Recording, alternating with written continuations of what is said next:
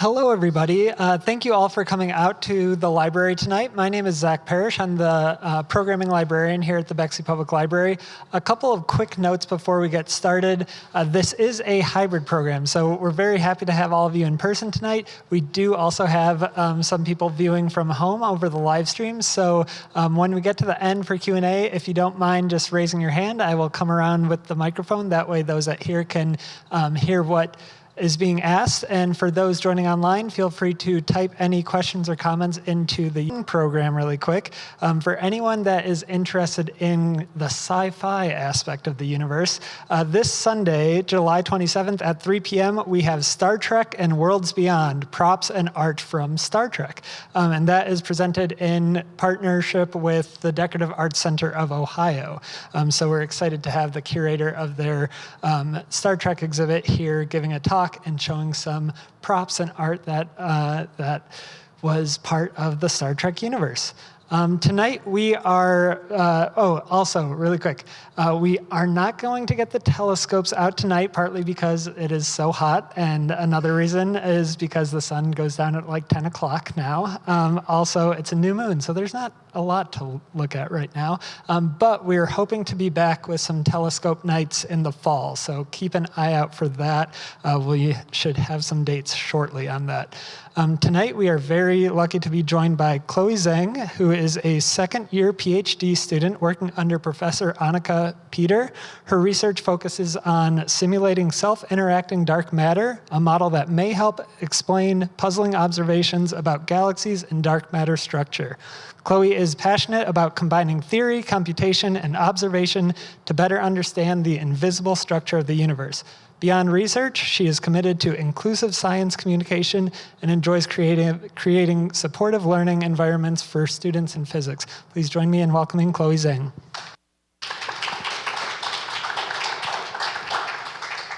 Okay, thank you, everyone. I'm Chloe. And just a little background about me. So I grew up in Canton, China, and I came to US for undergrad in Minnesota. And then here I am for grad school in OSU. And so my main focus in research is about dark matter simulations, specifically in self-interacting dark matter, which I will also explain later in my talk what that is. So, okay, let's begin. So first of all, what is dark matter? We don't know. And we have no definite answer to what it is, and that's why it remains one of the big questions in science and also in cosmology. But we do know that it's invisible, which means it doesn't emit light, it doesn't absorb light, it doesn't interact with any normal matter, and it doesn't interact with any particles that we know, so it has to be something that's unknown. We can see its gravitational effects, so we need dark matter to hold our galaxies together. And we also know that dark matter shapes the large-scale structure of the universe, which I will also explain later what that means. And so it all started in 1933, where Fritz Zwicky, he was a German astronomer, and he was the first person to use the term dark matter in his paper. He's German, so this is his original paper in German. And so in this paper, he studied the coma cluster. So by cluster, we usually mean a system that contains a lot of galaxies. So he was studying galaxies in the coma cluster, and he found that the galaxies in the cluster were moving very fast. And the galaxies were moving so fast that it seemed like there were invisible mass that were pulling the galaxies inside to be bounded to the cluster. And so he made a conclusion in his paper that in order to arrive to an explanation of the large velocity dispersion, one would have to permit a much greater density of dark matter. And so the reasoning behind Zwicky's conclusion was that he used this very straightforward kinetic theorem, which we call the virial theorem in physics. So what this theorem says is basically for a gravitationally bound system, if you have a fixed radius, then if you have a larger mass, then you would have a larger velocity. If you have a smaller mass, then you would have a smaller velocity. And so what Zwicky saw in his observation was that he saw the galaxies traveling very fast, but he didn't see enough mass to match up with the velocity. And so more evidence of dark matter showed up in 1970s when Vera Rubin was studying the rotational curve of Andromeda. And so this is her initial measurement of the rotational velocity with respect to the distance to the center of the Andromeda. And so the problem here is that what she measured was a lot larger than what's calculated from visible mass. And so Vera Rubin and her colleagues, they also measured and calculated many other galaxies that are similar to Andromeda, and then they all yield to the same result, that there is a clear discrepancy between measurement and calculation. And so by the early 1980s, scientists were in agreement that physics had a dark matter problem. Here I want to show you a very recent updated version of the rotation curve of Andromeda. And so this plot is from a paper that's published in 2024. And so here the red and blue points are the data points from observations. And the solid black line represents a total rotational velocity with respect to radius. And so this curve that you see here is the velocity derived from the bulge, which means the central region of the galaxy. And here, this line is velocity derived from the disk, which is the outer region of the galaxy. And so combining these three information, we can infer that this is the rotational velocity profile for a dark matter halo that's in Andromeda. Yeah. So another a very famous evidence of dark matter is the bullet cluster. So this is the bullet cluster, and it's named as bullet because this geometry here looks like a bullet. And so the bullet cluster contains two big clusters, galaxy clusters that are colliding. And so the shiny parts that you can see here are the galaxies. The red part here is gas that we observe using X-ray. And so the left here, the blue part, is the dark matter that we think is there in the bullet cluster. Okay, so now I want to show you a video that explains how we analyze the bullet cluster and the dark matter within.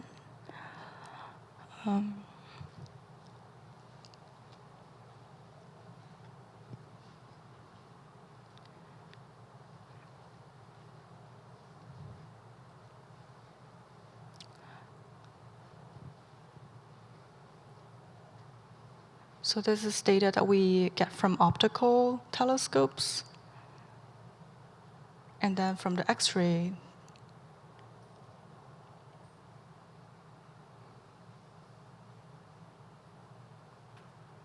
And so to probe the mass distribution, we use this technique that's called weak lensing.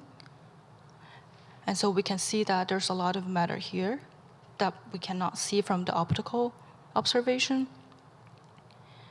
And so this is an idea of how the collision happened. So the hot gas will collide because it occupies most of the mass in the system, and then they're very dense. But dark matter will just go through each other because they're essentially collisionless, so they will not collide into each other. And so that's how we think how this structure formed. Yeah. And so now I want to introduce a couple methods that we use to probe dark matter in the space. So the first one is the rotation curve that I just explained. And then we have this gravitational lensing, which is a very strong tool because it utilizes the fact that we can see the gravitational effect of dark matter. So gravitational lensing was originated from Einstein's theory of relativity, which says light will bend around massive objects. So if you want to observe a galaxy here, and there is a massive object right in front of the galaxy that you want to observe, then the light coming from the galaxy will bend around here. And so when you get the image of the galaxy that you observed, you will get a distorted image. And so if you try to observe a galaxy and you receive a distorted image, but you don't see any massive objects in front of you, then you can say maybe there's dark matter there. Another way that we can probe dark matter is using the cosmic microwave background, which we call CMB. So the CMB is essentially the afterglow of the Big Bang. So it gives us information about the early universe. So what we can measure from the CMB is the temperature fluctuations. So what you can see here, it doesn't look uniform because it's essentially a lot of small fluctuations. And this information can give us an idea of what the properties dark matter have and what's the mass distribution of dark matter. Okay. Now I want to move on to the theory side of dark matter. So theoretically, what do we think dark matter could be? So here's a graph of all of the existing theory that we have. And you can see that this is a very messy situation. So everything in the bright region is the possible theories, and everything in the shadowed region is theories that are excluded. And so the challenge here is that we need to figure out which, if any, of these ideas are realized in our universe. And the search could just go on forever if you only consider the theoretical possibilities. So why do we use simulations? In one sentence, simulations help bridge theory and observation. So there's only so much theory can do. It can tell us how one system or one particle move or evolve. It gives us equations, but it's impossible to describe everything that's happening in the universe just using theory. So what simulation can do is simulation can utilize the equations derived from theory and translate them into realistic predictions that we can use to compare with observations directly. And simulations actually have become increasingly powerful and relevant because of the rapid development of computers. So simulations is actually quite a relatively new technique compared to theory and observations. So usually when we talk about simulations in a cosmology context, we usually refer to m-body simulations, which means we want to simulate the motion of many particles as m-body. We want to see how the motion interact through laws of physics. So usually m-body simulations is used to study structure formation of the universe. And the earliest m-body cosmological simulations were developed in 1970s. And in 1970s, we started with just a couple hundreds of particles. But actually right now, it's pretty typical to use millions of particles in a simulation and sometimes even billions. Okay, so before I go into more details about simulation, I want to give you an idea of how they look like, so the visualization. So this is the visualization of one of the most powerful cosmological simulations that we have today. And this is not just dark matter, this is everything that we can simulate in the universe.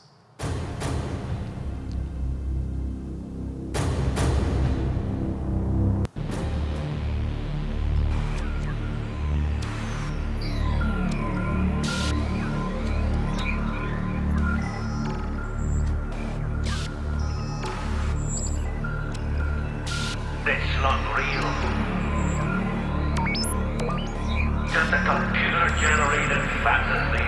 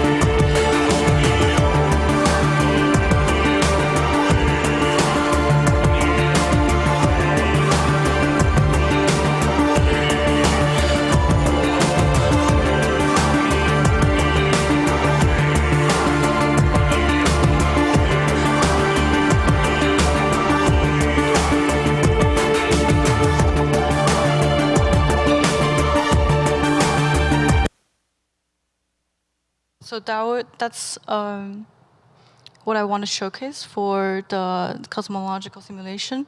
Hope you enjoyed it. So no. So okay, so how do we set up simulations like that? So first of all, let's look at this. This is a visualization of the evolution of the universe. So what we want to do is, in simulations, we want to start with the very early stages of the universe, and then we want to set our initial particles at this stage, and then just let them evolve. And so hopefully they will mimic the evolution that we see here. And so let's start with looking at the very early stages. So we start with the Big Bang. And during the Big Bang, we assume that the universe is homogeneous and isotropic. So that's basically a fancy way of saying that it's a uniform space. And after the Big Bang, we enter the quantum fluctuations and inflation stage. And these two essentially represent the small fluctuations from the early universe. So we went from a uniform space to having very small fluctuations, and these small fluctuations will eventually develop into the structures that we see today. And so a quick explanation of these two terms. Quantum fluctuations is tiny random variations in energy density. And inflation is the rapid expansion of the early universe. So we are not really sure about the detailed mechanisms of these two, but all we know is that there were small fluctuations from the early universe. And so we want to use those fluctuations as our initial conditions for our simulation. And once we have the initial conditions in the simulation for each particle, we want to store positions and their velocities both in three-dimensional space. So for each particle, we have 6 parameters to keep track of. And so if you have 1 million particle, then every time step you have 6 million numbers. At each time step, we want to calculate the total force and acceleration each particle experiences. And then using this information, we can update new positions and velocities. And so what a simulation does is we keep looping over each time step until we reach the present day of the universe. And so this is essentially many, many rounds of calculations, which is what the computer is good at. So now I want to show you a couple large-scale structure simulations that have been proven very successful in predicting what we see in the universe. So let's start with the Millennium simulation, which was developed in early 2000s. And so this graph here shows the dark matter density field on various scales. So this is zooming out, and then we zoom in here in each frame. So this structure that we see here, we call it cosmic web. And then it has features like void strings, cosmic strings, and then nodes, or we can also call them clustering. And so these structures are consistent with what we see in the universe. And so for a more direct comparison, here the blue map is observation, and the red map is from simulation.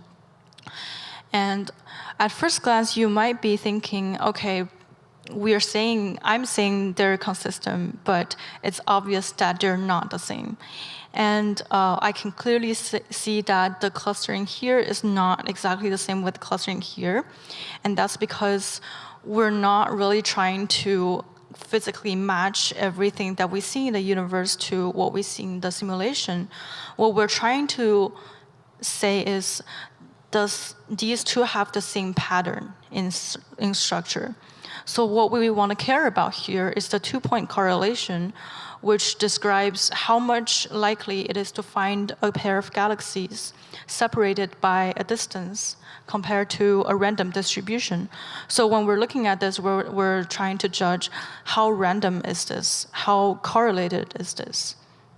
And it's like measuring the texture or pattern of the cosmic web.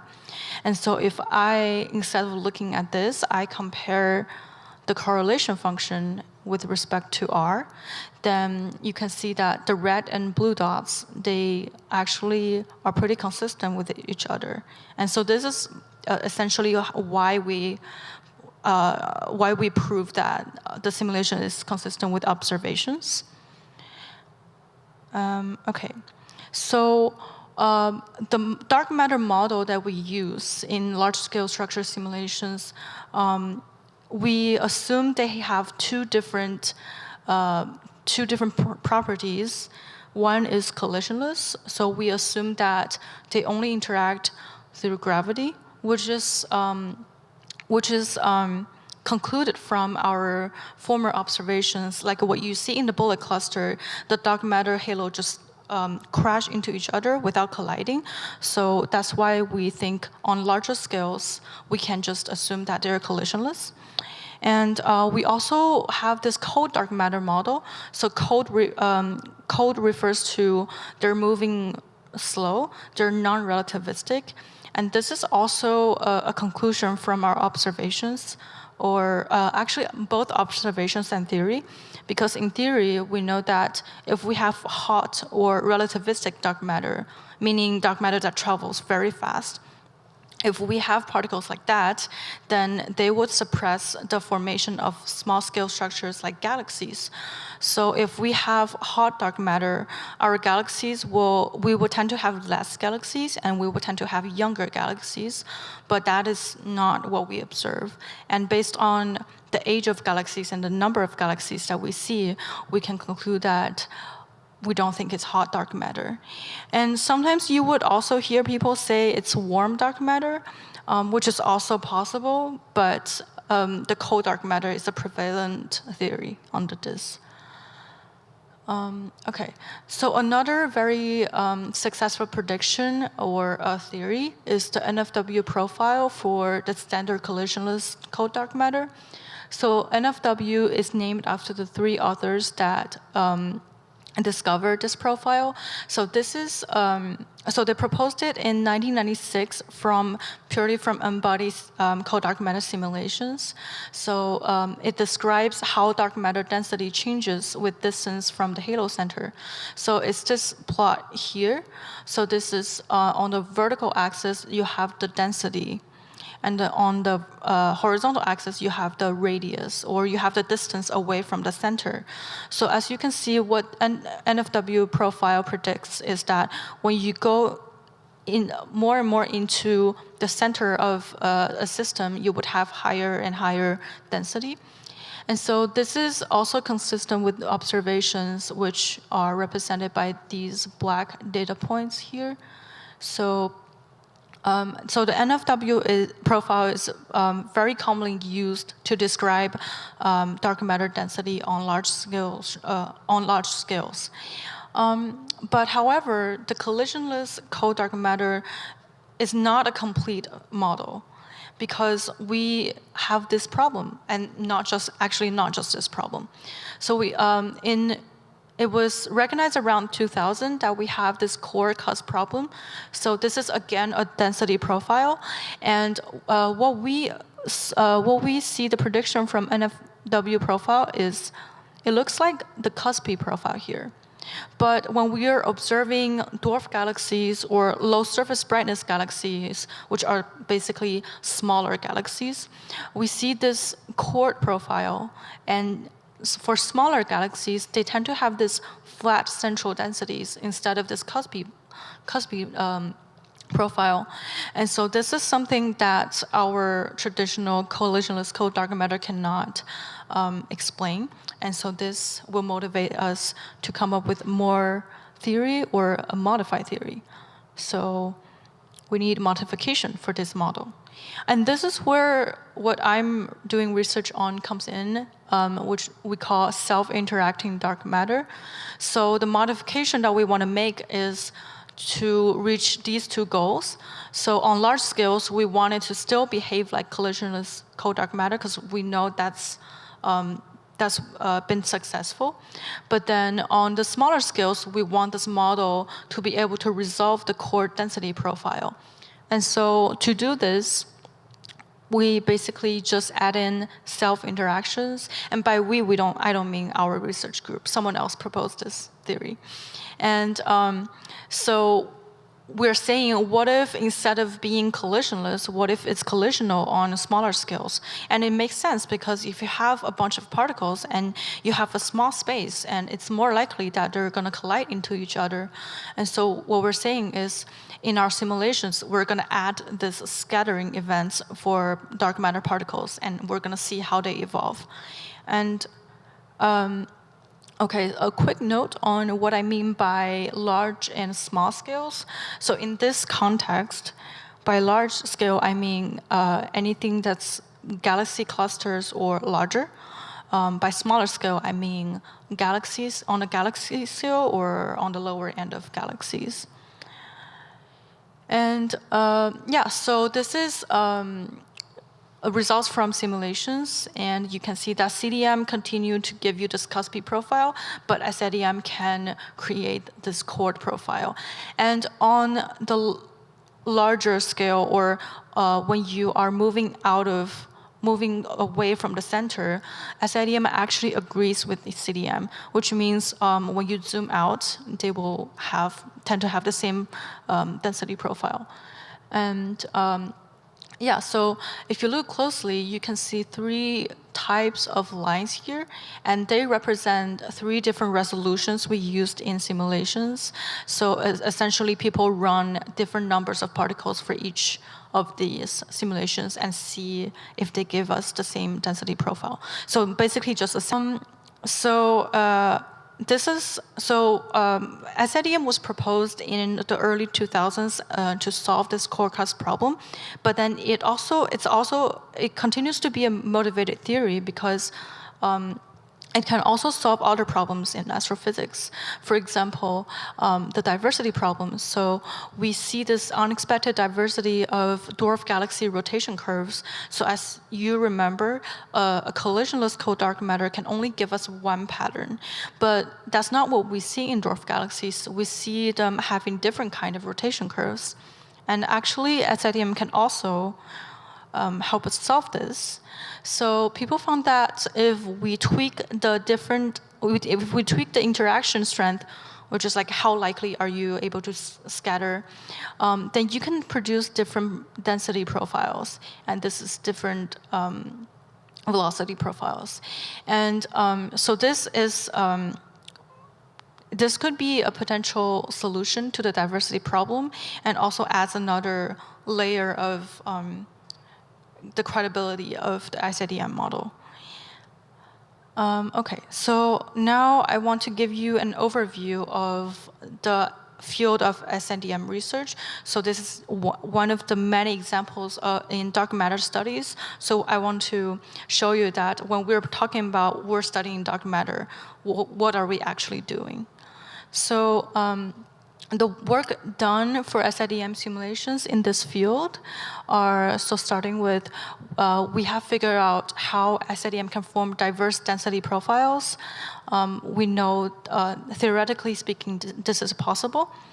And after comparing many observations between observations and simulations, we have narrowed down the constraints from different mass scales. We have constraints mostly from galaxy clusters and dwarf galaxies, which is also the scale that we're interested in studying in SIDM.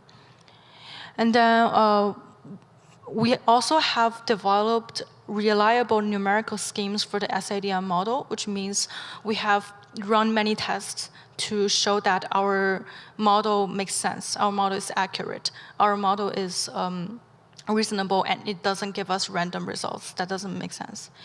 Another achievement is that we have been making it we have been achieving this goal of making SIDMs consistent in both large and small scale structure. So it will continue to agree with the collisionless cold dark matter on larger scales. And so what are we doing, or what do we want to do further in this field? So first of all, we want to include baryons, which is normal matter, like galaxies, stars, anything that you see in this room. We want to add those in the simulations to get more realistic predictions, because so far a lot of the simulations done in SIDM, people are simulating isolated SIDM. So people are only seeing how would an isolated dark matter halo evolve?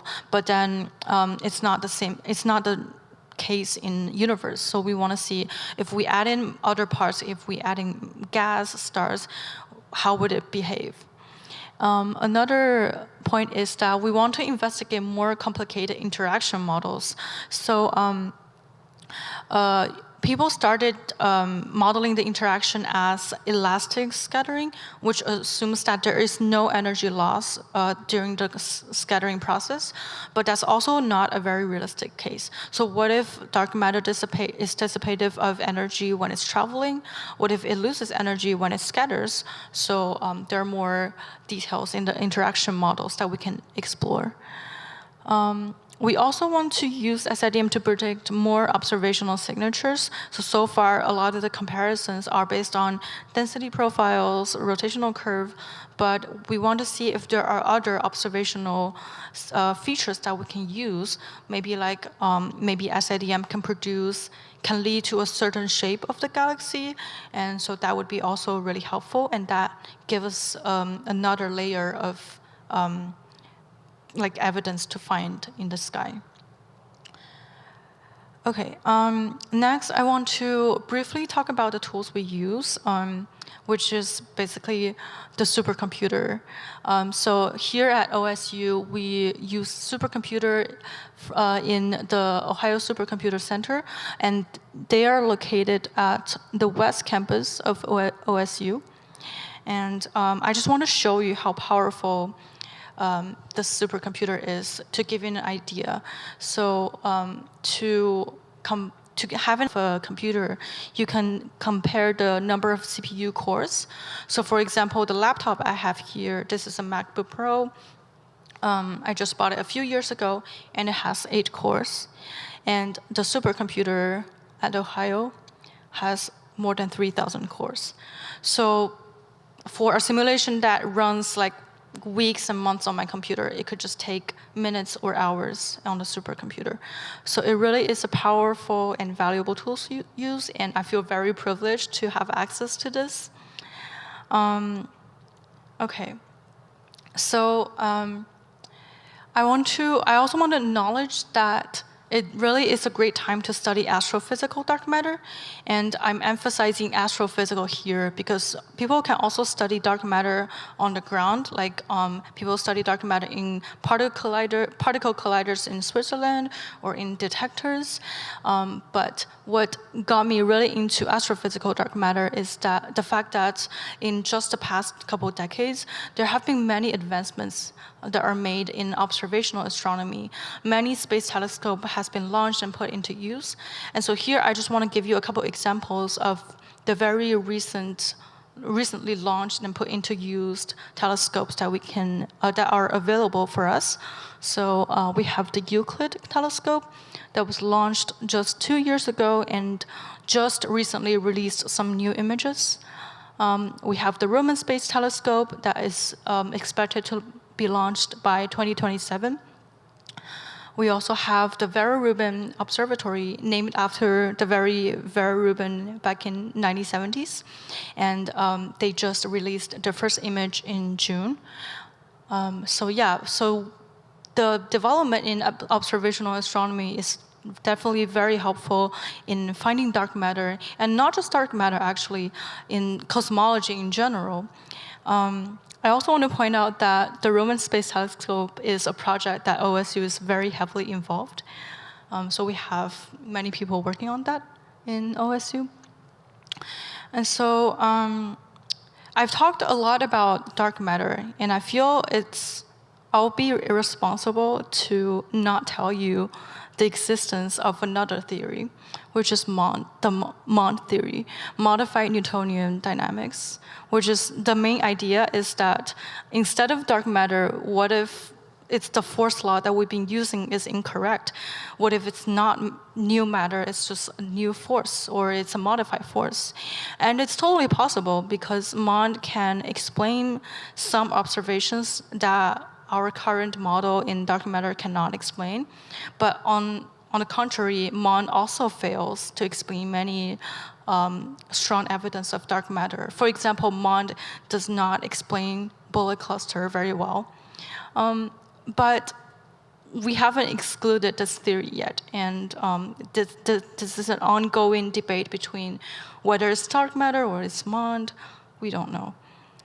Okay, so I'm running a little faster, but I think that'll be fine. So final summary of my talk. We don't know what dark matter is yet, hopefully. Personally, I really hope we can figure out during the time I'm alive. We do have some constraints and many theories about dark matter, and we have like powerful tools from theory, observations, from simulations that will help us to pin down the properties of dark matter. So it's not like we're going nowhere. There is still a lot of meaningful research going on. Maybe it's new matter, maybe it's new force. Either way, we know that it definitely leads us to new physics, and that's why I'm so excited about this topic, and that's why I think this is such an interesting research. And last but not least, like this meme, even a small step is better than no steps. So fundamental breakthroughs in science rarely come all at once. They happen step by step through many small but important discoveries. And that concludes my talk. Thank you.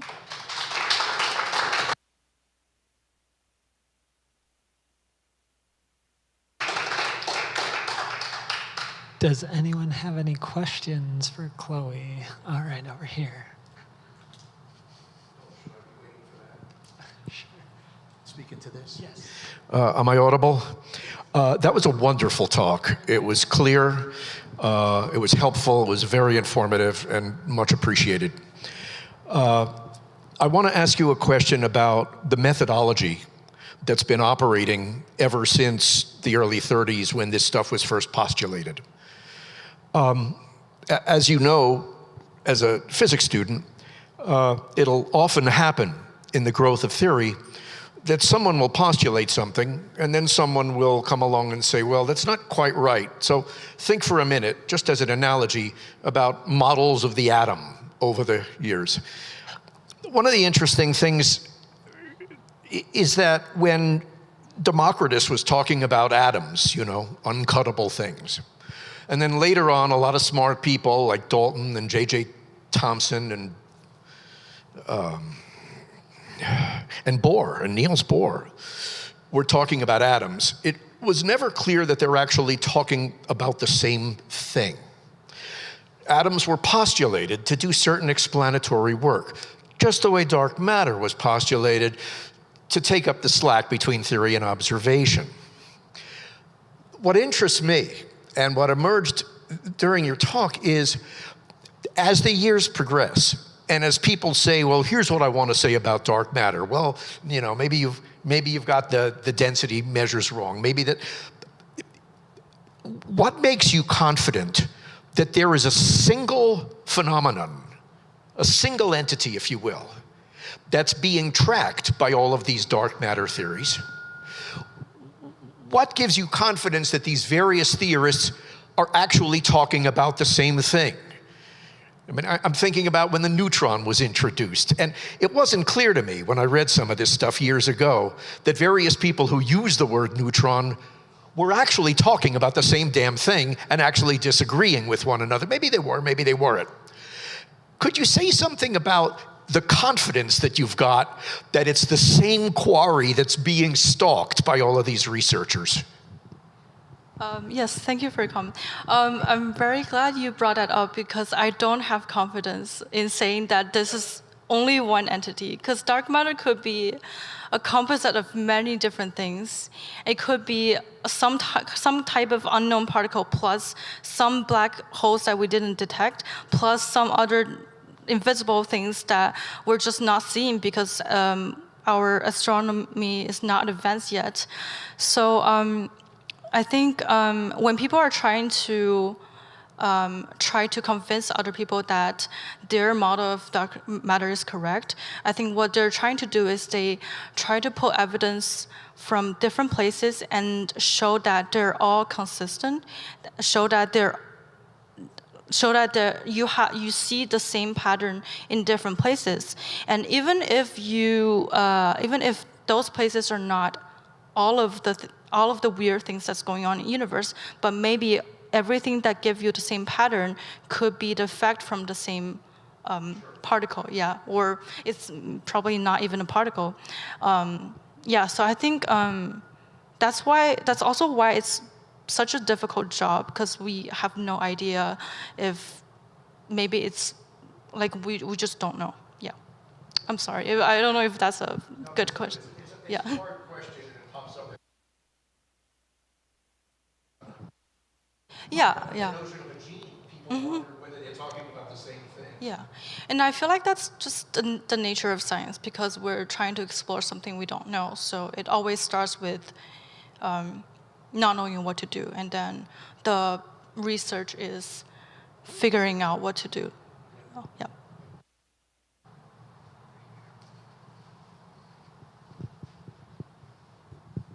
Thank you. If I understood correctly from your density versus radius graphs, the dark matter is sort of clustered in the center in the same way that the matter that we can see is. But on the Vera-Rubin Andromeda data at the beginning, it looked like the radial speeds were very close to matching what we see from normal matter, if that's the right word, at small radii, and only diverged at big radii, which was making me think that the dark matter was farther out. What am I missing there? Oh, you're not missing anything. That's because you can just tell from this graph that there's more dark matter on the outer region. That's the conclusion. And in different galaxies, you can see different distributions of dark matter. So there are galaxies that has no dark matter. There are galaxies that's full of dark matter. This is just one of the examples that people used to find out that there's dark matter. But in reality, in the physical universe, how does the dark matter distribute? It could be in any pattern. Does that make sense? Okay. I think something to help answer that, I think one of the questions is, how can you have a high density at the center, but have all the mass on the outer part of the galaxy? Why is the mass, and why are we seeing this velocity increase only on the outer part, even though those curves for the density profiles are more cuspy towards the centers? And it just has to deal with the size. Right at the center, you're dealing with small size, but if you still have even lower density, but it's far away, and it's out there for a long time, you get a huge mass out of that. Yeah, that's right. Thanks. Thank you for the talk. That was great. So dark matter does not interact with ordinary baryonic matter. That's kind of the fundamental thing. But you mentioned self-interactions of dark matter in your talk. So does dark matter interact with itself? That's the model. But so we're saying, what if it does scatter with each other? So a very vanilla, a very simple model of self-interacting is just like, what if they're like balls bouncing off of each other? Because in the larger scale, we're saying it's collisionless. So what if they're collisional on smaller scales? And that's how we got we got this like core simulation. Yeah, so this is a result of assuming that they have elastic scattering between each other. But it could be very complicated. It could be annihilation, or it could be like not elastic scattering. Yeah. So it's a scale. Yes. Yeah. So if they're like stretched out on larger scales, it's unlikely that they're gonna scatter off of each other. Yeah.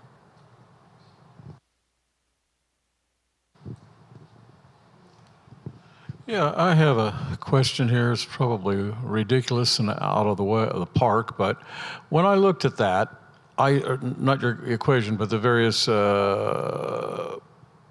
images you had, I saw a striking similarity to pictures I've seen of a thin section of a brain and neural pathways. And I'm wondering if there's been any coordination or correlation between some of the equations and the physics of neurobiology as far as how the pathways are formed that could be equally applicable. We're talking about a much micro scale, but I'm curious to know if some of the physics might be relevant. Yeah, I've also thought about that myself, and I want to point out that we have this clustering scale. It's mainly because of gravity. It's mainly because of gravitational effects.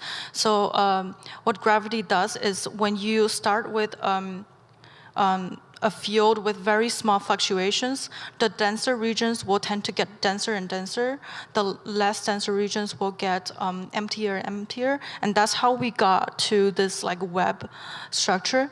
But as for from the biology point, I'm not sure if gravity would be the only factor in forming that kind of structure. And so in that case, I don't think they are correlated, but on a philosophical way, maybe they're correlated. Maybe they're designed that way to confuse us, but we don't know. Yeah. Yeah, neurons is shaped like trees, so it's basically the roots of one neuron just attached to the head of another one. So I don't think there's any correlation between gravity and the neural pathways of the brain.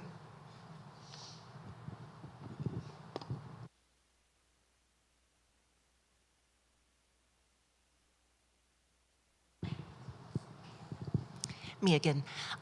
In the simulation that you built for each of your particles, you had 6, so 3 dimensions of position and 3 dimensions of motion. You didn't do mass, so you assumed they all had some quantized single mass. Is there a reason behind that besides computational simplicity? Oh, there is mass. Sorry, that wasn't clear. But mass is not something you update. So you just like put it in the system, and it works like a constant. But for velocity and position, you have to like continue, like keep track of the new numbers. Yeah.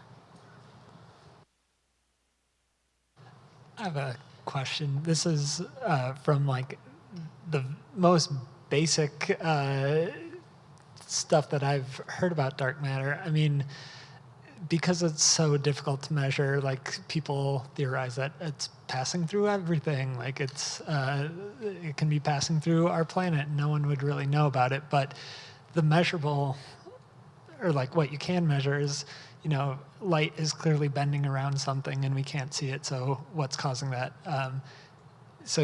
I mean, you would assume it is something like extremely dense or that has a lot of gravity. What are the theoretical, or are there theoretical attributes for dark matter? Like if it's passing through us, are those just like, it's because it's not in a dense cluster, or like the when you're seeing the light bend or able to measure that, are we assuming that that's a very dense cluster of dark matter material because we can't see something in the way? Do you mean like, are there other methods to detect dark matter? Yeah, or I guess, or yeah, I just wondered what some of the theoretical observations, like if there's any theories as to like what, I don't know, again, this is very basic, so I don't quite have a great question, but like what we are able to observe and theorize off of, like, do we think that it's a black hole that we can't see, or what? Is it a very dense cluster of dark matter particles when it is causing the light to bend? Yeah, I don't know.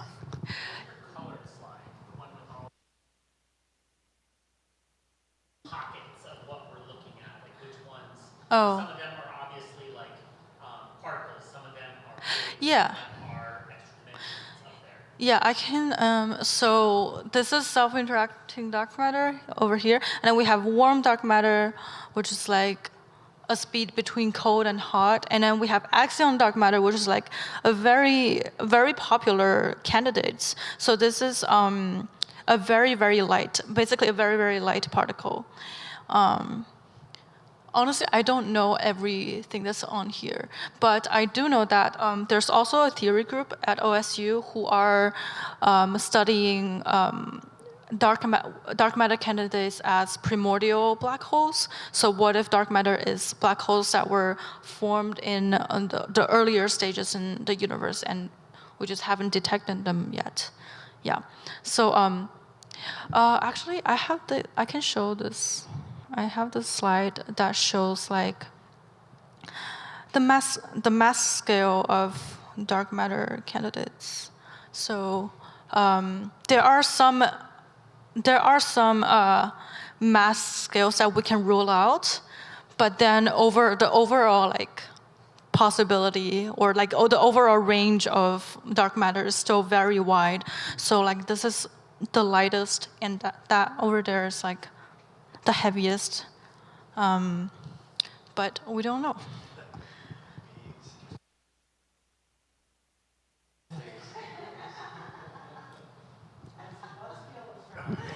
Hi, I'm back again. This will be quick. I loved what you said. It happens.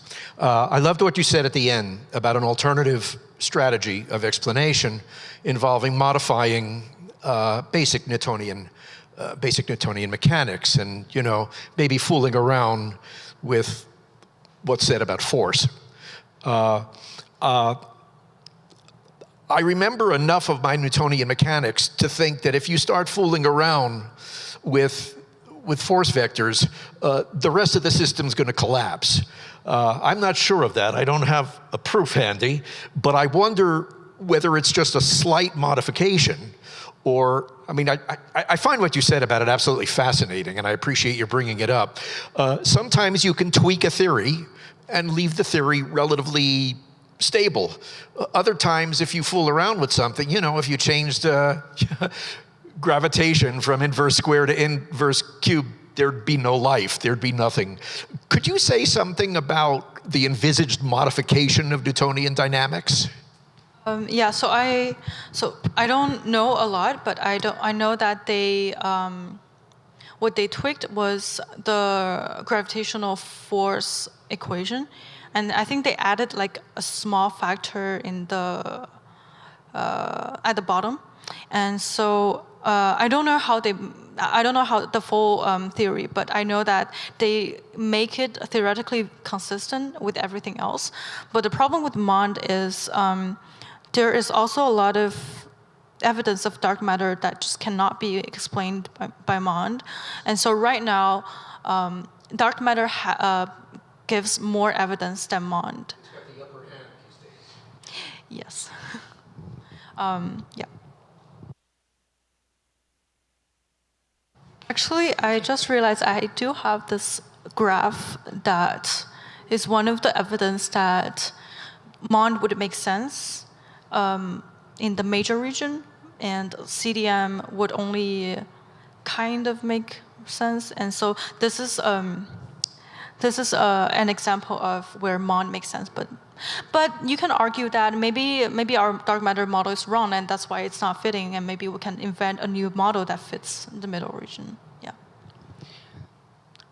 Do we know at this point whether dark matter can become baryonic mass or vice versa, go the other way? That's one of the theories in particle physics, but we have not seen any evidence. But that's also like how people are trying to detect dark matter in particle colliders. Yeah. Well, Chloe, thank you so much. This was a fascinating talk and lots of great questions.